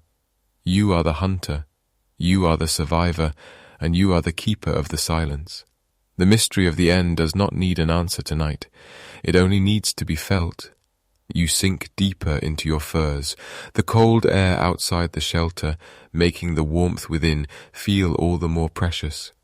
The last of the mammoths are gone, and the tundra belongs to the wind and the shadows. But you are still here, a small, steady flame in the vast, darkening expanse of the north. The smell of the air changes when a place is left truly alone. It becomes sharper, cleaner, stripped of the heavy scent of wood smoke and the musk of drying hides. You feel the weight of the silence as it settles over the valleys of Wrangel Island, a silence that will remain unbroken by human footfall for nearly 4,000 years. The small fire you tended in your mind has flickered out, and in its place is a vast, white stillness that stretches from the jagged peaks of the interior to the grinding ice of the Chukchi Sea. You are no longer the hunter, but the mountain itself, watching as the seasons bleed into centuries and the centuries into millennia, while the world beyond the horizon forgets that this sanctuary ever existed. The island draws a shroud of frost over its secrets, and you feel the peculiar comfort of the permafrost as it begins its work of preservation. Beneath your feet, the ground is not merely frozen earth. It is a meticulous archive, a deep-freeze time capsule that holds the stories of those who came before. You can almost feel the presence of the ivory tusks, buried deep in the silt of the riverbanks, where the lack of oxygen and the constant, biting cold keep the past from decaying. The ivory remains white and dense, the strands of mammoth hair stay coarse and red, and the very seeds of the wildflowers that grew in the shadows of the giants remain suspended in a dreamless sleep. It is a world held in stasis, a long, slow breath that the earth takes and refuses to let go. As the years pass, you notice how the island reclaims its own rhythm, free from the pressure of the spear and the snare. The absence of your kind does not leave the tundra empty. Instead, it flourishes in a new, quieter way. You watch through the eyes of the snowy owl, perched upon a lichen-covered rock, its white plumage blending so perfectly with the drifts that it becomes a ghost in the daylight. There is a slow, rhythmic elegance to the way the owls hunt, drifting on silent wings over the lemmings that scurry through the grass. The island has become a kingdom of white on white, a place where the predators and the prey are fashioned from the same snow that covers the hills. You feel the slow, heavy gait of the polar bears as they claim the coastline as their sovereign territory. They are the new masters of this frozen realm, drifting in from the pack ice to den in the snowy slopes of the mountains. You sense the immense power in their shoulders and the patience in their black eyes as they wait for the sea to freeze or the spring to bring the seals. Wrangel Island becomes the world's greatest nursery for these kings of the north, a safe haven where the mother bears can sleep deep in their snow caves, their warmth creating a small, hallowed space in the heart of the blizzard. The island protects them, just as it once protected the last of the mammoths, offering a fortress of ice against a changing world. In the long nights of the Arctic winter, you look upward, and the sky becomes a canvas of light that defies the darkness of the earth. The aurora borealis ripples across the heavens in curtains of emerald, violet, and pale crimson, a silent symphony that dances over the empty valleys. You feel the stillness of the tundra under this celestial display, the light reflecting off the frozen rivers and the glazed surfaces of the snowdrifts, until the entire island seems to glow from within. There is no one there to see it, no one to give it a name or a meaning, and yet the beauty persists, grand and indifferent. It is a reminder that the world does not need an audience to be magnificent.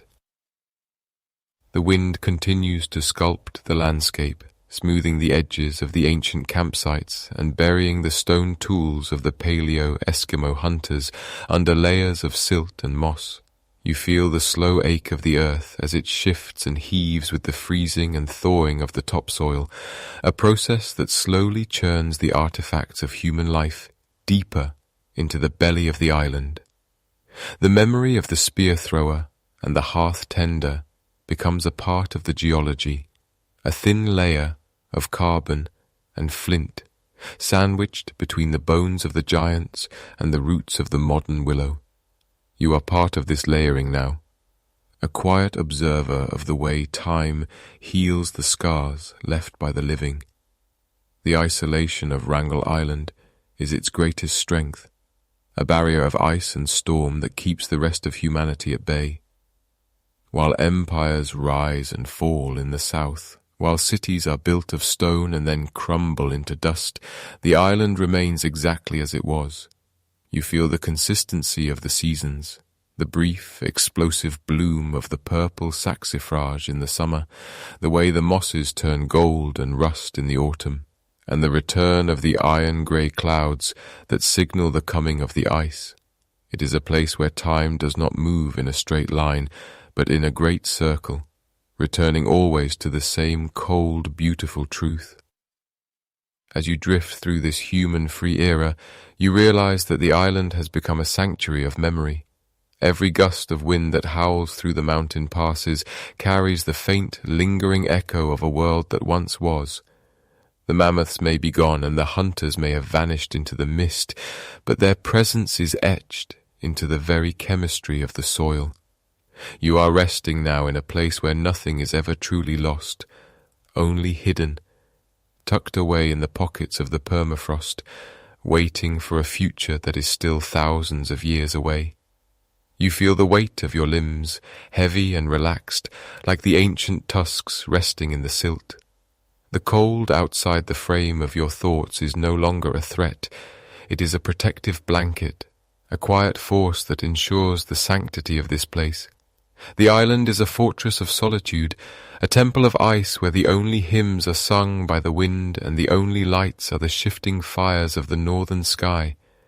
You sink deeper into this timeless state, letting the modern world fade away, until there is nothing left but the slow, steady heartbeat of the tundra. The ice continues to grind against the shore, a low rhythmic sound that mimics the breath of a sleeping giant. You listen to that sound, letting it pull you further down into a peaceful, dreamless state. The island is safe, the secrets are kept, and the long, cold night is full of a strange and ancient peace. The stars above are the same stars the last mammoth saw, and as you close your eyes, you are joined with that long, unbroken lineage of silence. A shard of bleached white bone rests heavy in your palm, its surface polished smooth by the relentless scouring of salt and wind. It feels cooler than the surrounding air, a dense mineral weight that anchors you to the frost-hardened earth. You are walking along a shoreline that remained a ghost on the maps of the world for centuries, a place where the horizon blurs into a pale, indistinct haze. As you move, the crunch of gravel beneath your heavy boots is the only sound in the vast, echoing stillness. For a long time, the world beyond these shores forgot you existed, believing this land to be nothing more than a sailor's fever dream or a trick of the light reflecting off the pack ice. In the 19th century, as you stood on the decks of wooden ships further south, you heard the whispers of the northern continent. Explorers spoke of a vast, mountainous land hidden behind an impenetrable wall of white, a place where the compass needles spun in confusion and the stars seemed to hang lower in the sky. You watched as men like Ferdinand von Wrangel searched for this horizon, driven by the accounts of indigenous hunters who had seen the peaks from the Siberian coast. They searched for years, but the ice was a jealous guardian. It was not until much later, when the sails of whalers and the steam of early research vessels finally broke through the frozen barricade, that you stepped onto this rugged interior for the first time. You feel the change in the terrain as you leave the coast, the ground rising into steep, jagged ridges that tear at the low-hanging clouds. These are the mountains that early cartographers struggled to name, their ink freezing in the wells as they tried to trace the contours of the unknown. You walk upward, your breath blooming in the air like a white flower, passing beneath peaks that were eventually named after the dreamers and the captains who first sighted them. There is a slow, rhythmic ache in your legs as you climb, a reminder of how difficult it is to claim even a foot of this soil. The interior is a labyrinth of hidden valleys and wind-swept plateaus, a landscape that remains as indifferent to human names as it was to the mammoths who once grazed here. As you stoop to examine a patch of hardy tundra moss, your fingers brush against something hard and curved, protruding from the permafrost like the rib of a sunken ship. It is a mammoth tusk, yellowed with age but remarkably preserved by the eternal cold. When the first modern scientists and sailors arrived, they found these treasures scattered across the valleys as if left behind by a retreating army. You imagine the wonder of those early explorers, pulling these massive spirals of ivory from the mud, realizing that they had stumbled upon a tomb that was also a sanctuary. The scent of the earth here is ancient, a mix of damp stone, decaying peat, and the faint, metallic tang of iron-rich water. It is a smell that reaches back through thousands of years, pulling you into a time when the world was much larger and much colder. The maps you carry now are precise, filled with the coordinates of every bay and bight, yet they cannot capture the feeling of the wind as it whistles through the granite crags. You realize that your presence here is part of a new chapter, one where the island is no longer a mystery to be solved, but a treasure to be guarded. As the 20th century turned into the 21st, the world began to recognize the singular importance of this frozen outpost. You walk through a landscape that is now a UNESCO World Heritage Site, a title that feels light and modern compared to the heavy, primordial stones beneath your feet. It is a recognition that this place, with its unique biodiversity and its layers of prehistoric history, belongs to the entire world, even as it remains one of the most remote corners of the earth. You find a place to rest on a flat, lichen-covered boulder, the wool of your coat providing a thin barrier against the chill of the rock. From this height, you can see the vast expanse of the island stretching out toward the Arctic Ocean, a patchwork of browns, greys, and brilliant whites. The discovery of this land didn't just add a shape to the map, it shifted your understanding of life's endurance. You think of the scientists who spend their summers here, living in small huts battered by the gales, meticulously documenting the plants and animals that call this tundra home. Their work is a quiet, patient conversation with the past, a way of listening to what the earth has to say after the voices of the mammoths fell silent. The air grows still as the light softens, turning the distant ice fields into a sea of bruised purple and gold. You feel a deep sense of peace in this rediscovery, a realization that some places are meant to be found only when we are ready to protect them. The modern world, with all its noise and frantic energy, feels like a distant memory from up here. Your heartbeat slows to match the rhythm of the island, a slow and steady pulse that has survived the rise and fall of civilizations. The ivory you found remains where it lies, a silent witness to the passing of time as you prepare to descend back toward the firelight of your camp. As you walk back down the slopes, the shadows stretch long and thin across the valley floor, reaching out like the fingers of a giant. You move carefully, mindful of the delicate life clinging to the rocks, the tiny flowers that bloom for only a few weeks of the year. The island is a sanctuary, not just for the ghosts of the past, but for the living creatures of the present. The polar bears, the snow geese, and the musk oxen who roam these hills with a quiet, regal dignity. You are a guest in their world, a witness to a landscape that has been reclaimed by the wild. The legacy of the explorers and the mapmakers is not in the lines they drew, but in the preservation of this silence, a silence that you carry with you as you drift closer to the warmth of sleep. The iron scent of damp earth fills your lungs as you kneel upon the dark, thawing mud of a riverbank that has spent 10,000 years held fast in the grip of the frost. Your fingers, numbed by the persistent chill, brush against a curve of ivory that feels more like stone than bone.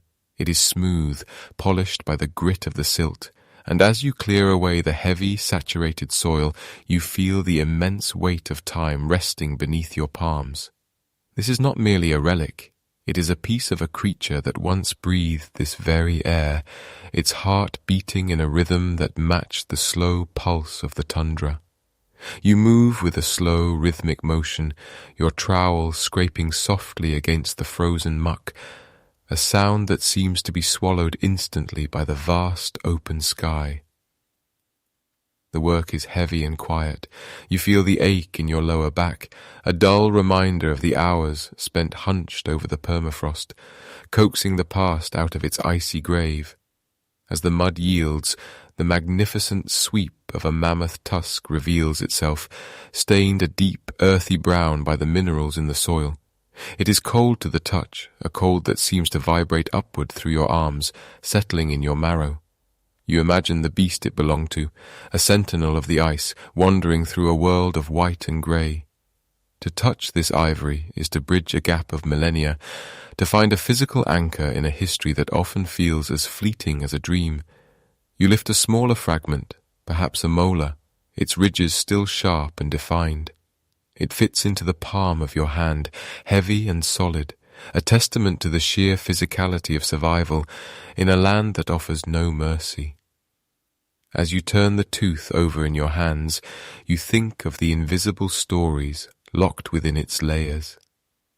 In the quiet of the afternoon, with only the distant cry of a bird to break the stillness, you contemplate the microscopic signatures hidden in the enamel. The scientists who will later study this find will look for isotopes, those tiny chemical echoes of the water the mammoth drank and the grasses it grazed upon, They will reconstruct its final meals, tracing the journey of a creature that spent its last days searching for a patch of green amidst the encroaching snow. You can almost taste the bitter, hardy shrubs and the dry, golden sedges that sustained these giants when the rest of the world had already moved on. The tooth tells a story of a diet that grew narrower as the climate shifted, a record of a world that was slowly, inevitably shrinking beneath their feet. The mud clings to your wool trousers, heavy and cold, but you do not mind the discomfort. There is a profound intimacy in this labor, a sense of being the first living soul to touch these remains since the breath left the animal's body.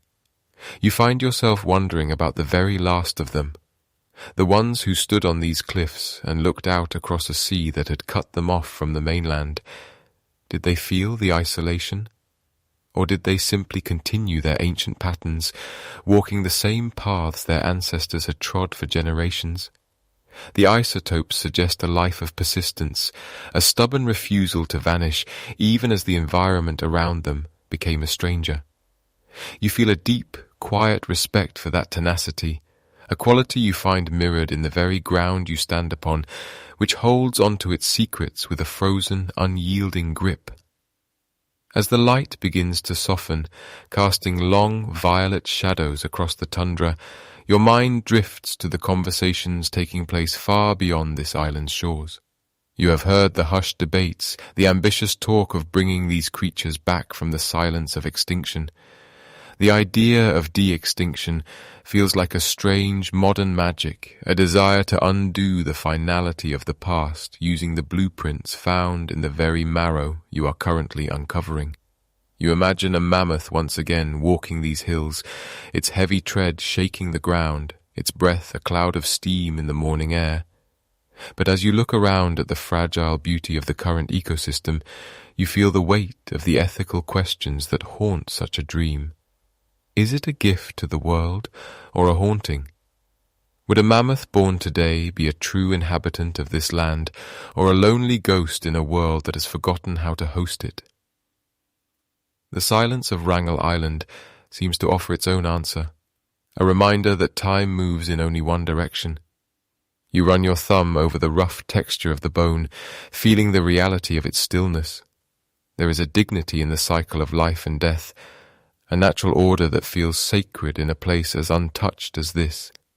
The debate over whether we should use science to resurrect the dead feels distant and complex, while the reality of the earth beneath you is simple and profound. You realize that while the mammoth may be gone, its presence is still woven into the fabric of the island, a lingering shadow that defines the character of the tundra. The island does not feel empty. It feels full of the memory of what once was, a library of life preserved in the deep freeze. You stand up slowly, stretching your cramped muscles, and look out toward the horizon, where the sea meets the sky in a blur of soft greys. This island is more than a graveyard. It is a living laboratory, a place where the past and the future collide in the face of a changing climate.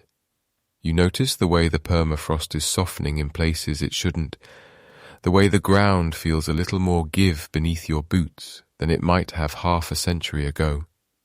The thawing mud that gives up its ancient treasures is also a warning, a sign that the very ice that preserved these giants is now retreating.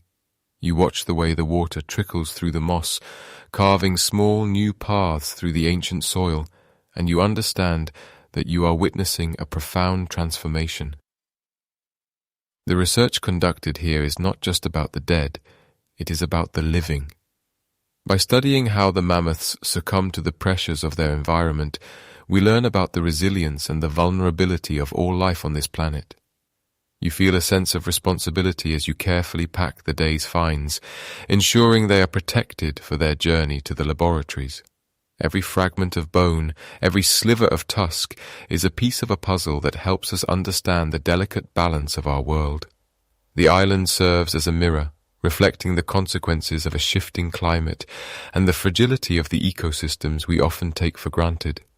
You are a witness to this change, a quiet observer of a process that is much larger than any single human life.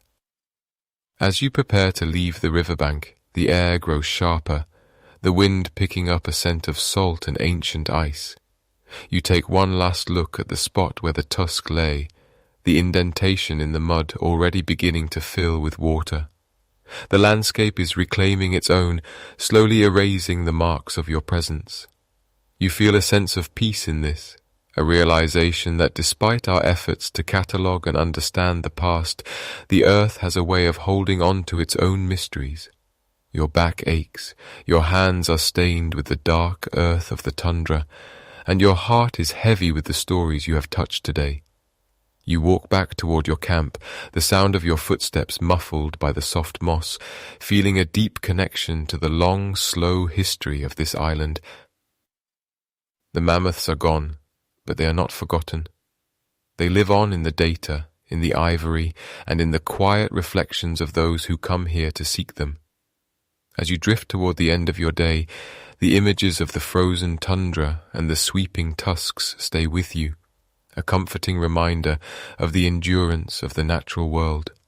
You settle into the warmth of your blankets, the cold of the island kept at bay by the thin walls of your shelter. The silence of the permafrost is not a void, but a presence, a deep, rhythmic breathing that has continued for thousands of years and will continue long after you have left. You close your eyes, letting the weight of the day fall away, sinking into a sleep that is as deep and undisturbed as the ancient earth itself. The scent of old snow is unlike any other. It is a dry, metallic perfume that seems to bypass the lungs and settle directly in the mind. As you drift in that soft space between waking and dreaming, your thoughts become like the island itself, isolated and vast, cradled by the rhythmic pulse of the Arctic tides. You realize that Wrangel Island is not merely a piece of land, but a vessel, a stone ship, carrying the ghosts of a world that elsewhere has long since turned to dust. In your drowsy state you feel the symbolic weight of this place. It is the final period at the end of a very long sentence.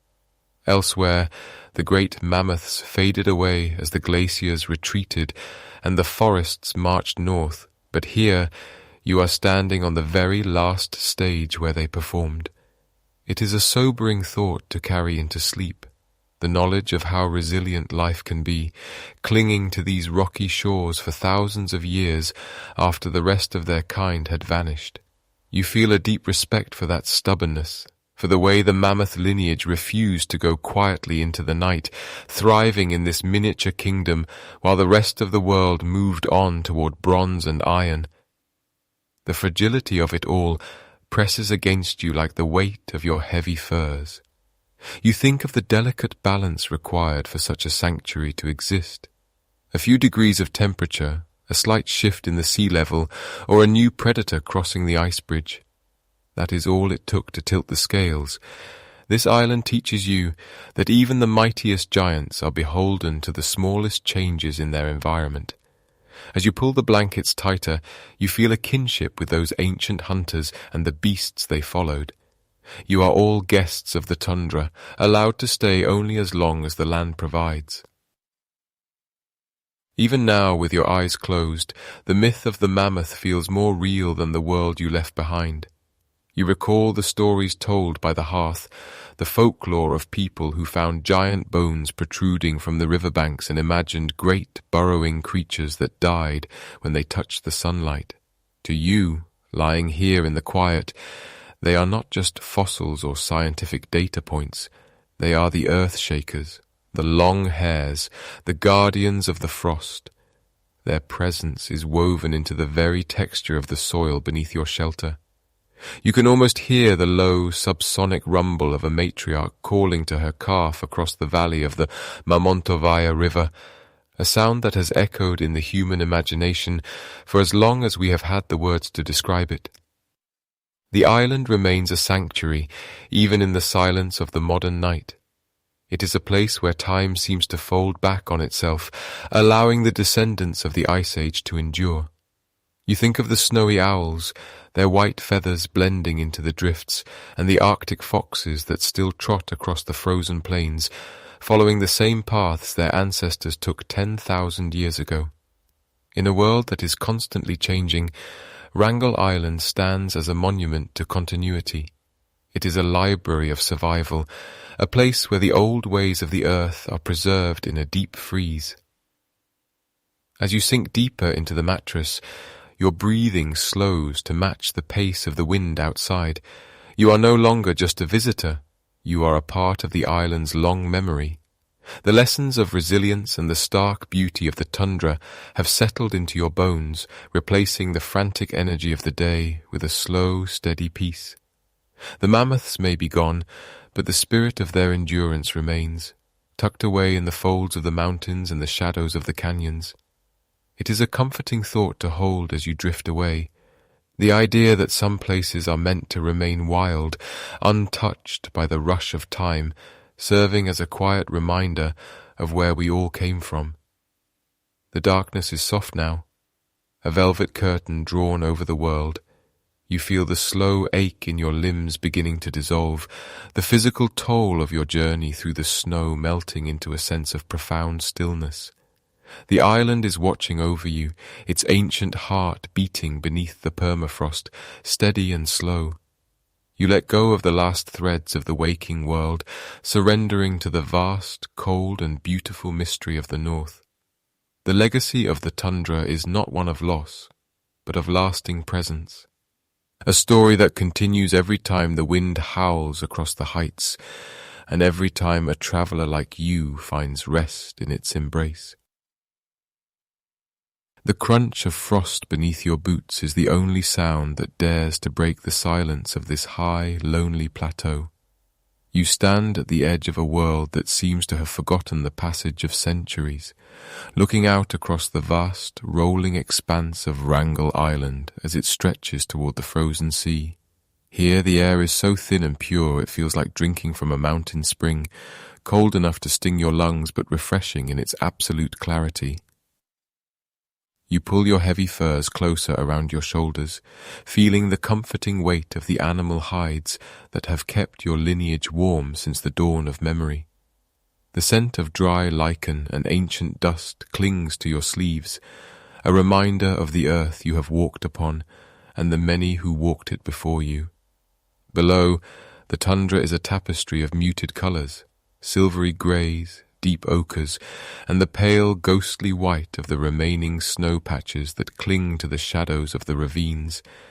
It is a landscape of profound stillness, yet you can feel the vibration of life beneath your feet, a slow and rhythmic pulse that has endured through the rise and fall of civilizations far to the south.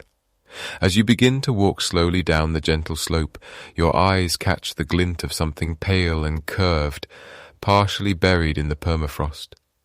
You pause, kneeling down to brush away the fine, powdery snow with a gloved hand. It is a fragment of ivory, weathered by the wind and polished by the grit of the plains, a remnant of a titan that once stood where you stand now. You run your fingers over the cool, smooth surface, feeling the immense scale of time that this small piece of bone represents. To you, this is not a fossil or a curiosity. It is a piece of the island's soul, a silent witness to the final days of the great herds. You imagine them moving through the mist, their long shaggy coats swaying like the grass, their breath blooming in the air like clouds. They were the masters of this frozen kingdom, and even now, long after the last of them has vanished into the earth, their presence lingers in the very shape of the hills and the curve of the valleys. The seasons here do not change with the frantic energy of the lowlands. They transition with a heavy, deliberate grace. You have watched the midnight sun begin its long circular dance around the horizon, never dipping below the edge of the world, bathing the tundra in a perpetual golden twilight that makes the hours bleed together. In this light, the distinction between day and night fades away, replaced by a singular, eternal moment. You find yourself losing track of time as you wander, guided only by the shifting colors of the sky, from a soft, bruised purple to a bright, searing orange that reflects off the ice floes in the distance. The sun is a constant companion, a warm eye watching over the solitude of the north, ensuring that the shadows never grow too long or too dark during these fleeting months of warmth. And so, you find a flat stone to rest upon, feeling the solid, unyielding strength of the island's bedrock beneath you. Your muscles ache with a gentle, satisfying fatigue, the kind that comes from a long day of movement and observation. You watch a small Arctic fox dart through the scrub in the distance, its white coat transitioning to a dusty brown, a living spark of energy in the quietude. The fox does not fear you. It simply exists alongside you, a fellow traveler in this land of extremes. You realize that the continuity of the natural world is not found in the survival of a single species, but in the endurance of the cycle itself. The grass grows from the remains of the old, the fox hunts where the mammoth once grazed, and you, in your quiet contemplation, become a part of the lineage of observers who have found peace in this isolation. As the year progresses and the light finally begins to fade, the air grows sharper, carrying the scent of the coming ice. You feel the first breath of winter against your cheek, a warning and an invitation. The great migration of the birds begins, their cries echoing across the tundra as they gather in the thousands to seek the warmth of the south. You watch them go without envy, for you belong to the stillness. You prepare your shelter, stacking stones and layering peat to keep out the howling gales that will soon arrive. The work is slow and rhythmic, a meditation in motion. Your hands are calloused and stained by the earth, but they are strong, capable of carving a life out of the most beautiful and unforgiving terrain on the planet. Meanwhile, the stars begin to emerge one by one, piercing through the deepening blue of the Arctic night. They are brighter here than anywhere else you have ever been, unflickering and cold, like diamonds scattered across a velvet cloak. You look up and find the constellations that have guided hunters for millennia, their patterns unchanging and reliable. Under this celestial canopy, the island feels smaller, a tiny, precious sanctuary floating in a sea of darkness. You think of the mammoths who once looked up at these same stars, their massive forms silhouetted against the aurora borealis as it danced in ribbons of green and violet across the heavens. They found their final resting place here, in the cradle of the permafrost, protected by the ice and the silence of the high latitudes. The feeling of deep time settles over you like a heavy blanket, warm and grounding. You understand that your life is but a heartbeat in the long history of Wrangel Island, yet that heartbeat is vital, a necessary note in the symphony of the tundra. There is a profound comfort in knowing that the world will continue its slow, majestic turning long after you have moved on. The wind will still whistle through the ribs of the mountains. The wildflowers will still bloom for a few frantic weeks in July, and the memory of the giants will remain etched into the very soil you walk upon. You lean back against the cold stone, closing your eyes for a moment, and listen to the breath of the island. It is a slow, rhythmic sound, the heaving of the tides and the shifting of the glaciers, a lullaby for the weary. As the years passed, the stories of the mammoth hunters became whispers, and the whispers eventually became the silence of the snow. But the silence is not empty. It is full of the weight of existence, the density of a place that has seen the end of one era and the quiet beginning of another. You feel a sense of completion, as if you have finally reached the end of a long journey and found the home you were always searching for. The cold does not feel like an enemy anymore.